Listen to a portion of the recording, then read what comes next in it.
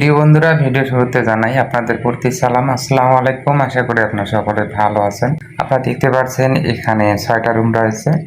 তো 6টা রুমেই জিপসামের কাজগুলো সম্পূর্ণ শেষের দিকে, তাই আমরা ইলেকট্রিক কাজগুলো করে নিব। আমাদের যেহেতু ইলেকট্রিক কাজের ফিটিংসগুলো করতে হবে, তো আপনাদের বাসা বাড়িতে আপনারা যদি এরকম জিপসামের যদি কাজ করে থাকেন, অবশ্যই কাজগুলো কেমন মনে হয় কমেন্টে জানিয়ে দেবেন। আপনারা দেখতে পাচ্ছেন অলরেডি আমরা প্রত্যেকটা পয়েন্টগুলো চেক করে দেখতেছি।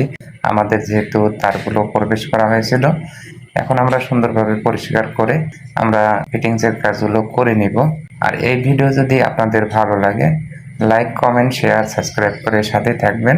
আপনারা দেখতে পাচ্ছেন অলরেডি আমরা জিপসামের যে পয়েন্টগুলো, প্রত্যেকটা পয়েন্ট আমরা দেখতেছি আমাদের তারগুলো ঠিক আছে কিনা।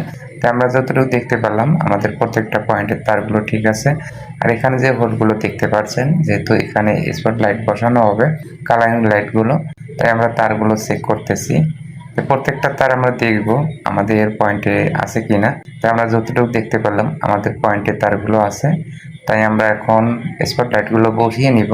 তো এখানে যেহেতু বাড়িওয়ালার সিদ্ধান্ত অনুযায়ী এই কাজগুলো করা হয়েছে, আর আমাদের হাতে যে ড্রয়িং আছে, ড্রয়িং অনুযায়ী আমরা কাজগুলো করে রাখছি। তো আপনারা যখন বাসা বাড়িতে জিপসামের কাজগুলো করাবেন, অবশ্যই ইলেকট্রিক পয়েন্টগুলো সঠিকভাবে করে রাখবেন। এতে করে আপনাদের বাসা বাড়িতে জিপসামের যে পয়েন্টগুলো কোনো প্রকার সমস্যা হবে না, ইজিলি ভাবে হয়ে যাবে। আপনারা দেখতে পাচ্ছেন যেহেতু এখানে একটা ডিজাইন করা হয়েছে, তো এখানে আমরা একটা ফ্যান লাগিয়ে নিব। সেই সাথে প্রত্যেকটা রুমেই 2টা করে জিপসামের যে আমরা পয়েন্টগুলো করে রাখছিলাম, একটা ঝাড়বাতির জন্য আর একটা হলো ফ্যানের জন্য।